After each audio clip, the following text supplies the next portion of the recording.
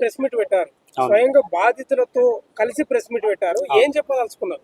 మంగ్లీకి చెప్పదలుచుకున్నారా, రమావతి మధుకు చెప్పదలుచుకున్నారా, పోలీసులకు చెప్పదలుచుకున్నారా, ఎవరికి ఏం చెప్పదలుచుకున్నారు? ఒకటే మాట, నిజానికి పౌరుషం ఎక్కువ. నువ్వు ప్రెస్ మీట్లు పెట్టించి అబద్ధాలు మాట్లాడించే వాళ్ళకి పేమెంట్లు ఎక్కువ. ఈ ప్రెస్ మీట్ మీడంగా అదే చెప్పదలుచుకున్నాం.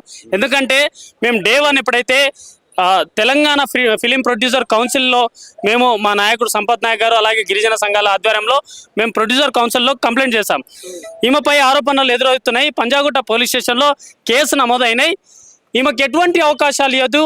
ఈ కేసు ఇన్వెస్టిగేషన్ పూర్తయ్యే వరకు, నిజ నిర్ధారణ అయ్యే వరకు ఎటువంటి అవకాశం ఇద్దు అని చెప్పినాం. అదే రోజు మా మీడియాకి ఏం చెప్పాము, 2 రోజుల తర్వాత దీని ఆధారాలు పూర్తిగా, ఈ కేసులో ఉన్న పూర్తి ఆధారాలు బయటికి పెడతా అన్నాం. మాకు ఆధారాలు వచ్చినప్పుడల్లా మేము ప్రెస్ మీట్ పెట్టాం. ఆధారాలు ప్రజలకు చూపించాం. దీంట్లో నిజాలేంటిది, దీంట్లో అబద్ధాలేంది, ఎవరికి ఎక్కడ ఏం సంబంధం ఉందని చెప్పిన మీరు గమనించారా? ఒకటి, పంజాగుట్ట పోలీస్ స్టేషన్లో మధు నాకు అభిమాని, ఫోటోలు దిగిండు, నాకు సంబంధం లేదన్నావు. తర్వాత మేము ప్రొడ్యూసర్ కౌన్సిల్లో కంప్లైంట్ చేసిన తర్వాత డీజీపీ ఆఫీస్లో వెళ్ళింది. అరే, నన్ను నా గిరిజన బిడ్డలే తొక్కడానికి ప్రయత్నం చేస్తారు, వీళ్ళే నిజాలు చెప్తారేమో అని భయంతో డీజీపీ గారి దగ్గర కంప్లైంట్ ఇచ్చినప్పుడు ఏమన్నది, సంబంధం లేని వ్యక్తి నా తమ్మునితోని మధు ఫ్రెండ్షిప్ ఉందని చెప్పిండు. ఓకే, నిజం ఇక్కడ వచ్చింది కదా ఒకటి. ఓకే, తర్వాత మళ్ళీ మేము సాక్ష్యాలు బయటకు పెట్టాం.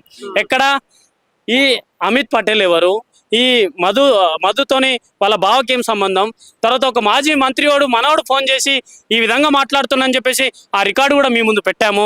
తర్వాత బైనాన్స్ అనే ఒక కంపెనీలో, బైనాన్స్ అనే ఒక అకౌంట్లో సుమారు 500 కోట్లు ఉన్నాయని చెప్పేసి ఆ ఆధారం కూడా మేము తీసాం.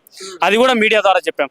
ఇదంతా తీసిన తర్వాత నిన్న ఒక మధు ఒక ముఖ్య అనుచరుడు రమేష్ క్యాషియర్ కమ్ డ్రైవర్, డబ్బులు ఇచ్చేది మొత్తం రమేషే, డబ్బులు పంపించేది రమేషే. నేనే మంగ్లీకి ఇచ్చినా, నా ఆఫీస్కి 2 సార్లు వచ్చింది, మా ఊరికి 3-4 సార్లు వచ్చింది.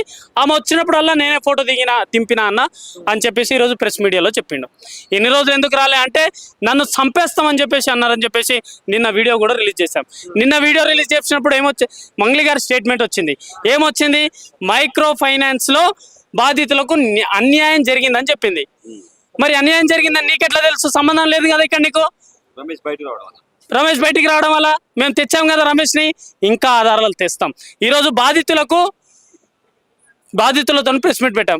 బాధితులను అబద్ధాలు చెప్పారు కదా, బాధితులకు మాకు ఎప్పుడు సంబంధాలే లేవు. ఈ ప్రెస్ మీట్లు పెట్టి సోషల్ మీడియాలో మీరు చూపిస్తున్న వీడియోల ద్వారా ఆ బాధితులు మా దగ్గర అప్రోచ్ అయ్యి, ఆ అప్రోచ్ కారణంగా వాళ్ళ దగ్గర ఉన్నటువంటి ఆధారాలు తీసుకొచ్చి మీ ముందు పెడుతున్నాం. మేము చాలా గిరిజన సంఘాలు మీటింగ్ ప్రెస్ మీట్లు పెట్టి ఫైడ్ బ్యాచ్ తోని మాట్లాడిపిస్తారు అని చెప్పి మాట్లాడదు. అదే నేను ఏమంటున్నా అంటే, నిజం వైపు మేమున్నాం, మాకు పౌరుషం ఎక్కువ, నిజానికి పౌరుషం ఎక్కువ. అబద్ధాలు మాట్లాడిచ్చే పేడ్ బ్యాచ్లకు పేమెంట్లు ఎక్కువ. ఏం మాట్లాడమంటామన్నా, బాధితులకు వాళ్ళ కళ్ళకు కనిపిస్తలేరు, అన్యాయం అవుతారు. 4 చనిపోతే ప్రాణాలు కనిపిస్తలేరు.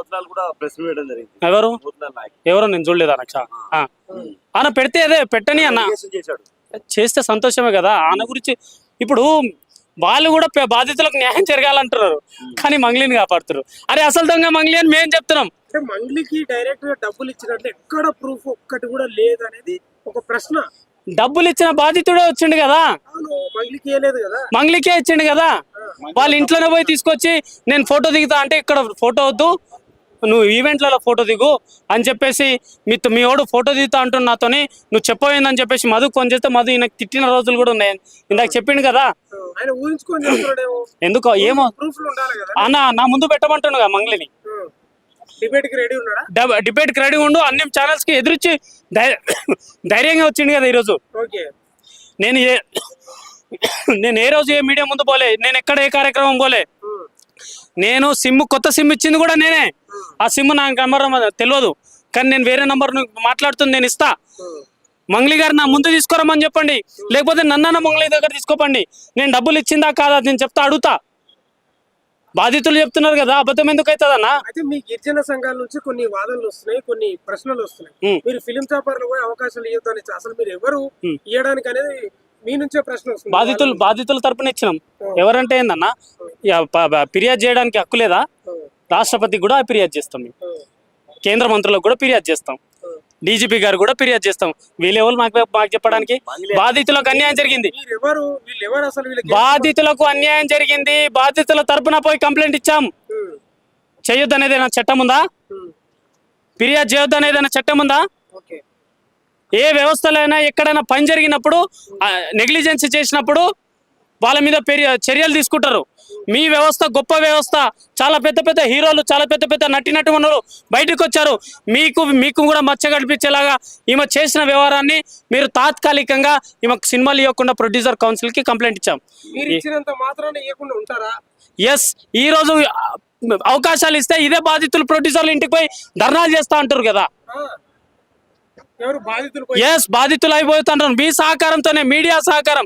ఈరోజు మాకు మీడియా సపోర్ట్ చేస్తున్న కారణంగా ఆ బాధితుల తండాల నుంచి మా దగ్గరకు వచ్చారు. అందుకే మీకు ప్రత్యేక ధన్యవాదాలు. కొన్ని గిరిజన సంఘాలు ఎవరైతే ప్రెస్ మీట్ పెట్టిలో కొంతమంది యూట్యూబ్ లో తప్పుడు ప్రచారం చేస్తారని చెప్పి అక్కడ ఉన్న మీడియా ప్రతినిధుల మీద కూడా దాడి చేసే ప్రయత్నం చేస్తారు. ఇప్పుడు వాళ్ళు ఆ మాటలు మాట్లాడడానికి వాళ్ళ విఘ్నత ఎక్కువ. నేను చెప్పినా కదా అన్న, వాళ్ళకి పేమెంట్లు ఎక్కువ, మాకు పౌరుషం ఎక్కువ.